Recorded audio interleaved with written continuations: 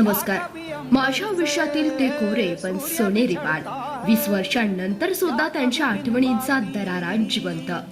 प्रथम माझे आजोबा कैलासवासी बाबालाल इमाम शेख यांच्या 20व्या पुण्यतिथीनिमित्त विनम्र अभिवादन.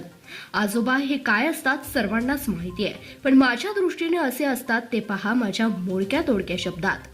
आयुष्यात काही नाती ही रक्ताची असतात, पण काही नाती ही आठवणींच्या रूपाने कायम आपल्या सोबत असतात.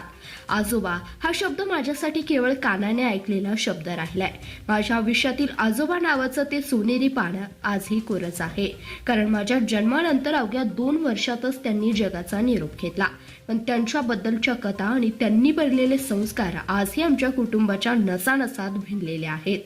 लहानपणी जेव्हा मी आजूबाजूला नातवंडांना त्यांच्या आजोबासोबत खेळताना पाहायचे, तेव्हा मनात एक हुरहुर दाटून यायची. माझे आजोबा असते तर किती बरं झालं असतं ना. सगळे सांगतात की आजोबांना माझ्याबद्दल खूपच प्रेम होतं. इतकं कोणालाही जवळ घेऊन न देणारे माझे आजोबा मला मात्र स्वतःच्या खांद्यावर घेऊन फिरायचे. दुर्दैवाने मी तेव्हा अवघ्या 2 वर्षाची असल्यामुळे मला त्या स्पर्शाची जाणीवही उरली नाही. आजोबाच्या काळातील लोक जेव्हा घरी येतात तेव्हा त्यांच्या तोंडून निघणारे शब्द आजही थरार निर्माण करतात. गावात त्यांना प्रेमाने बापजी म्हणत. त्यांचे व्यक्तिमत्व इतकं भारदस्त होतं की ते गावात प्रवेश करताच अख्खं गाव शांत व्हायचं. ते आल्याची चाहूल लागताच लोकांमध्ये एक दरारा निर्माण व्हायचा. पण हा दरारा केवळ भीतीचा नव्हता, तर ते मनाने खूप थोर आणि परोपकारी होते. त्या काळातील त्यांचा रुबाब असा होता की आजही लोक त्यांच्या आठवणीने भावुक होतात. आज चांद भैया शेख हे नाव सर्वत्र गाजत आहे. त्या नावाचा भक्कम पाया माझ्या आजोबांनी रचला. आजोबांचे संस्कार इतके पक्के होते की आमचे संपूर्ण घराणे सामाजिक वारसा जपण्याचे काम करत आहे. आज 4 पिढ्यापासून आमचे कुटुंब समाजासाठी झटत आहे.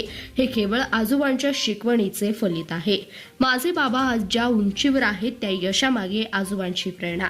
सर्व सोयी सुविधांचा अभाव असताना आपल्या मित्रांसोबत गावात राहून संपूर्ण महाराष्ट्रात स्वतःची ओळख निर्माण करण्याची कसब त्यांनी बाबांना दिली. बाबा नेहमी म्हणतात, जिद्द रक्तात असावी लागते, मग सर्व गोष्टी शक्य होतात. ही जिद्द आजोबांनी त्यांच्या रक्तात आणि विचारात पेरली होती. आज आमच्याकडे पैसा, ऐश्वर्य आणि समाजात प्रतिष्ठा सर्व काही आहे, पण माझ्या बाबांनी अपार कष्ट करून हे साम्राज्य उभं केलं. पण आज मनात एकच खंत सलत आहे. आज एवढं वैभव आहे, पण सगळं डोळ्यांनी पाहायला माझे आजी आजोबा आज आपल्यात नाहीयेत. ते सर्वात जास्त हवे होते. हेच आज घरात नाही. आजोबांच्या आठवणी सांगायला शब्द अपुरे पडतील.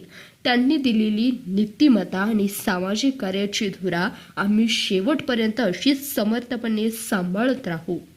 आज आजोबांची 20वी पुण्यतिथी, त्या निमित्ताने पुन्हा एकदा त्यांना विनम्र विनम्र विनम्र अभिवादन. क्या कभी अंबर से सूर्य बिछड़ता है, क्या कभी बिन बाती दीपक जलता है, कैसी है ये अनहोनी